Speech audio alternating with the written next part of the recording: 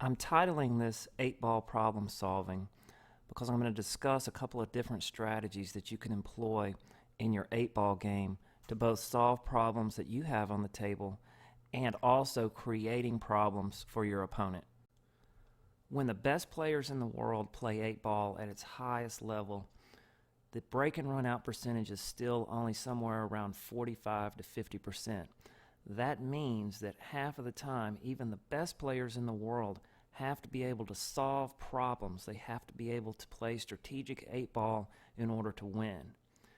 And in this video, I'm going to show you a couple of strategies that you can use in your league play or your weekly tournament play. Most beginning to novice players, when faced with a situation similar to this one, are not going to recognize that the 1 is a problem ball. They're simply just going to make the 3 an easy shot and then do the best they can to run the rest of the table. Never really taking into account that the 1 is a very difficult shot, and if you're trying to make it to the corner pocket there to the left, it's even a shot where you might risk scratching. So what you should recognize is that you can play the 3 off of the 1, pocketing the 3 and solving your problem ball, moving that 1 ball off of the rail. So here is the idea in action. I'm going to make my object ball. I'm going to go off of my problem ball, moving my problem ball into a more manageable position on the table. So another look at it from another angle. And in this final example, I'm going to take more care to play position for the next ball. And I'm going to have a nice shot on the 5 to come back down table for my last 2 balls in that grouping. This table layout is another example of where beginning to novice 8-ball players oftentimes try to do too much and try to run out when they really can't, when it's the time really isn't right, especially when they have a cluster like to the right-hand side of the lower side pocket that you see here.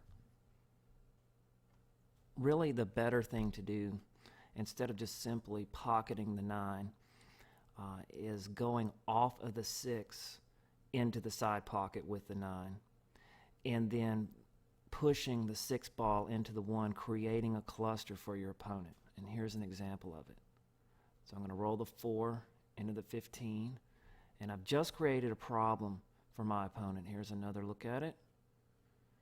And it's going to keep me in the game a little longer. It's going to give me some more time to solve problems that I might have on the table. Some of the best advice that was ever given to me about playing 8-ball was to play to win and not to show off.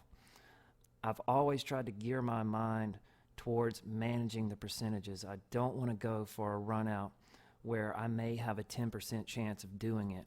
I'm always looking for opportunities to solve my problems, and even a lot of times when I'm playing 8-ball, I'm trying to create problems for my opponent. I really don't want to serve up the game to him, and the easiest way that you can give up a game to an opponent is to run the table, run 5 or 6 balls and fail, and then leave your opponent with an open table. This has been a Force Follow video. All Force Follow videos are in the public domain. To learn more or to donate, visit www.forcefollow.com. St. Jude's Children's Research Hospital is a dynamic institution that is dedicated to the cause of researching cures for pediatric cancer and providing state-of-the-art treatment for children stricken with cancer, even if they cannot pay. I'm leaving a link in the video description so you can visit their site. Please leave a donation and help save the life of a child today.